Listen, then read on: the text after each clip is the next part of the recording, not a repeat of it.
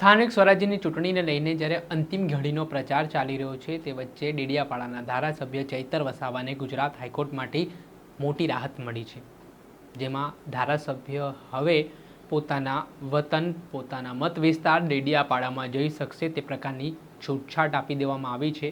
આના કારણે હવે કહેવાય રહ્યું છે કે ડેડિયાપાડાના સમીકરણો ચોક્કસથી બદલાઈ શકે છે. ચૈતર વસાવાના નજીકના માણસોએ પણ પાર્ટીમાંથી રાજીનામું આપી તેમનાથી જે દૂરી બનાવી છે ત્યારે ડેમેજ કંટ્રોલ કરવા માટે હવે ચૈતર વસાવા ડેડિયાપાડા જવાના છે. ત્યારે શું સ્થિતિનું નિર્માણ થશે, વિગતે વાત કરીએ. વૈષ્ણવજન તો તેને કહીએ જે પીડ પરાઈ જાનાને રે. દર્શક મિત્રો, નવજીવન ન્યૂઝમાં આપનું સ્વાગત છે. હું છું ફૈઝાન.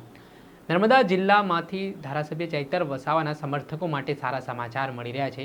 કેમ હવે પ્રચારની અંતિમ ઘડીઓ બાકી છે અને ગુજરાત હાઈકોર્ટે આજે ધારાસભ્ય ચૈતર વસાવાએ જે એક અરજી કરી હતી ગુજરાત હાઈકોર્ટમાં કે ચૂંટણી હોવાથી તેમના મત વિસ્તારમાં તેમને પ્રચાર પ્રસાર કરવા માટે જવા દેવામાં આવે, તેના જ ભાગરૂપે ગુજરાત હાઈકોર્ટે એ હંગામી રાહત આપી છે.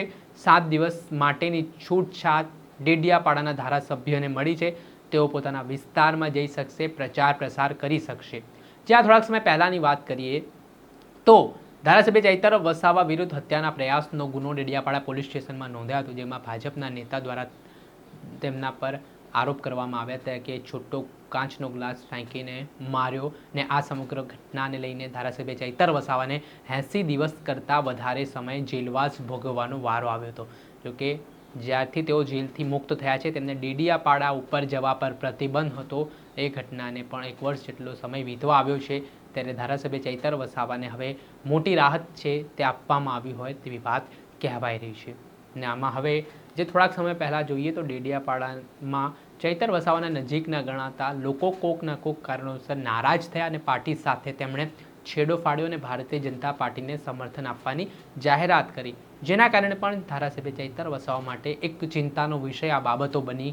કેમ કે તેમના નજીકના ગણાતા સાથીઓ તેમનાથી દૂર થતા જઈ રહ્યા હતા ને હવે પ્રચાર પ્રસાર માટેને જેમને જે હાઈકોર્ટે તેમને રાહત આપી છે તેના કારણે ધારાસભ્ય ચૈતર વસાવા કેવી રીતે ડેડિયાપાડા તાલુકામાં તેમના હોમટાઉનમાં હવે ડેમેજ કંટ્રોલ કરે છે, કઈ રીતે ભારતીય જનતા પાર્ટી સામે પડકાર બને છે, આમ આદમી પાર્ટીને મજબૂત કરે છે, તે સૌથી મોટો સવાલ છે. પરંતુ હવે કહેવાય રહ્યું છે કે જે અંતિમ તબક્કો બાકી છે પ્રચારનો, ત્યારે ચૈતર વસાવા માટે ખૂબ રાહતના સમાચાર છે. ત્યારે આ અંતિમ તબક્કામાં ચૈતર વસાવા શું કમાલ તેમના વિસ્તારમાં કરી બતાવે છે તે આવનારા સમયમાં ખબર પડશે. દર્શક મિત્રો, આવા જ નવા વિડીયો સાથે આપણે માહિતગાર કરતા રહીશું. પણ અપડેટેડ વિડીયો આપના સુધી પહોંચાડતા રહીશું. એટલે નવજીવન ન્યૂઝ જોતા રહો.